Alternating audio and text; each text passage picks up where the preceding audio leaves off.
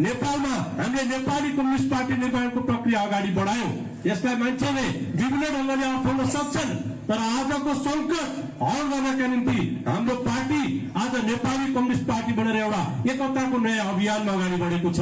हिजो कुनै बेलामा कमरेड लेनिनले त्यहाँनिर अक्टोबर क्रान्ति सम्पन्न भइसकेपछि त्यहाँ पनि एक समयमा एउटा खालको संकट आयो र लेनिनले एउटा बुक पनि लेख्नु भएको छ, व्हाट्स टु बी डन।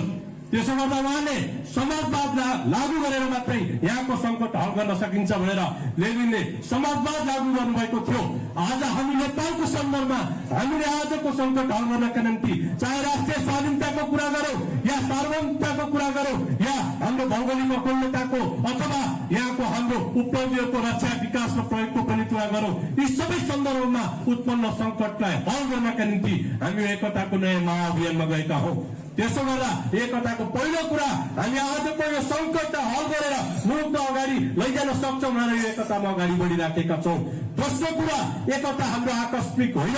तपाईँ हामी सबैलाई थाहा छ, हामीले संयुक्त मोर्चा बनाएर समाजवादी मोर्चा बनाएर लामो समयदेखि काम गर्दै आएका थियौं। हिजो चाहे प्रतिगमनका विरुद्धमा होस् अथवा त्योभन्दा पछाडि पनि समाजवादी मोर्चा बनाएर हामीले संयुक्त रूपमा काम गर्दै आएका थियौं। यो एकता कसैले हल्ला गरेको जस्तो आज नमिल्ने अनुहारहरू मिलेर विभिन्न पार्टीहरू बनाइराखेका छन्, रातारात झण्डाहरू छोडेर पार्टीहरू बनाइराखेका छन्, हामीले देखिराखेका छौं। हामी त्यस्तो आकस्मिक एकता होइन, हाम्रो एउटा योजनाबद्ध सहकार्यको आलोकमा यो एकता अगाडि बढेको छ।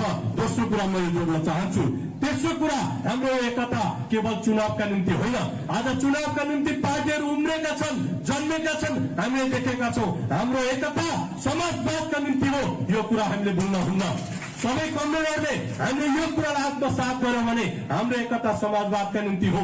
यो तीनटा कुरालाई हामीले ठिक ढंगले आत्मसात गरौं। यो एकतालाई हामीले गाउँ गाउँमा लैजाउँ, टोल टोलमा लैजाउँ, घर घरमा लैजाउँ, हामीले नयाँ उचाइ हासिल गर्नेछौँ। मकवानपुरबाट फेरि एकचोटि तारा चम्कने छ। यो तारा मकवानपुरबाट मात्र चम्किन्न, सिङ्गो देशबाट चम्कने छ र हामीले हाम्रो कार्यदिशाले भने जस्तो सरकारमा गएर हस्तक्षेप गरेर हामीले समाजवादका आधारहरू तयार गर्नेछौँ। यो कुरामा विश्वास व्यक्त गर्न चाहन्छु।